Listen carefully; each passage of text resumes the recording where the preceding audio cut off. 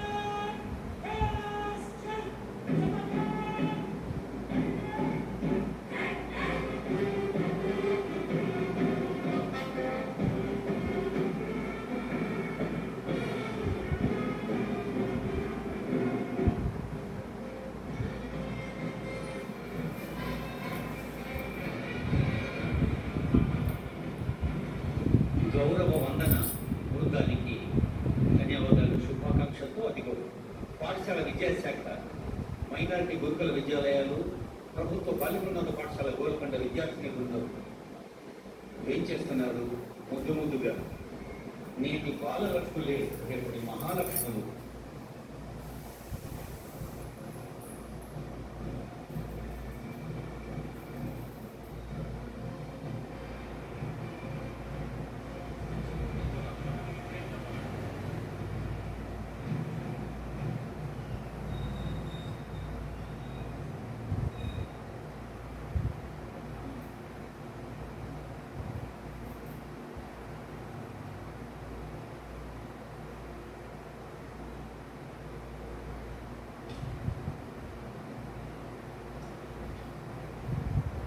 గౌరవనీయులు ముఖ్యమంత్రి గారి స్వాతంత్ర దినోత్సవ సందేశం.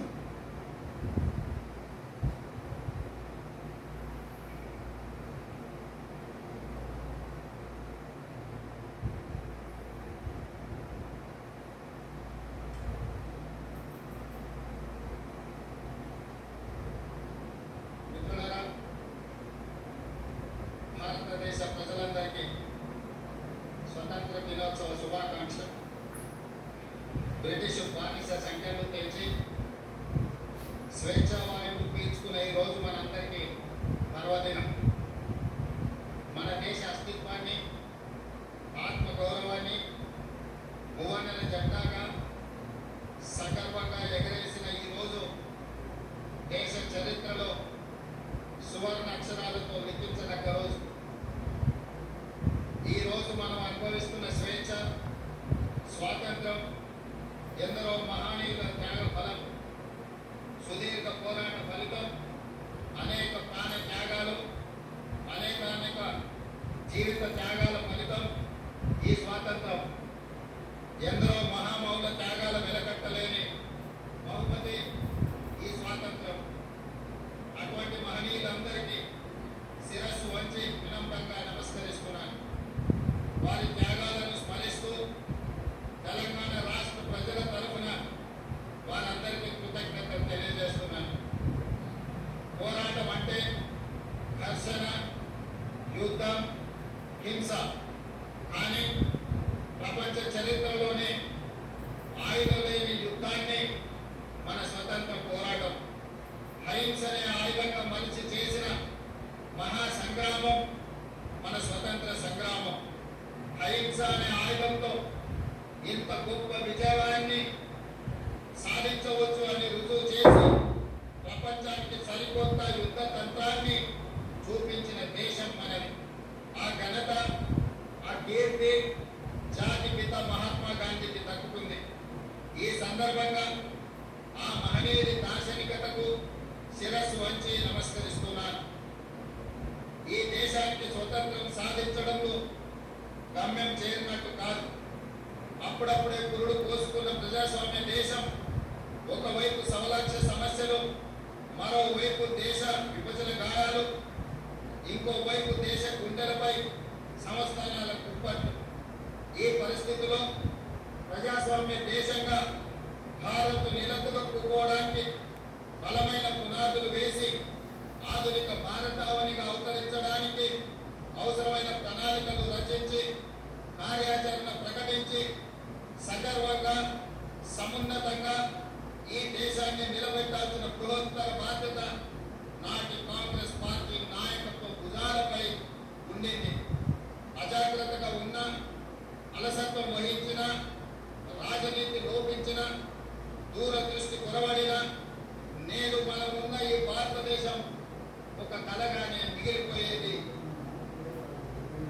శతాబ్దాల దోపిడీ అణిచివేతల తరువాత స్వతంత్రానంతరం 1947లో అధికారం చేపట్టే నాటికి అంతా శూన్యం.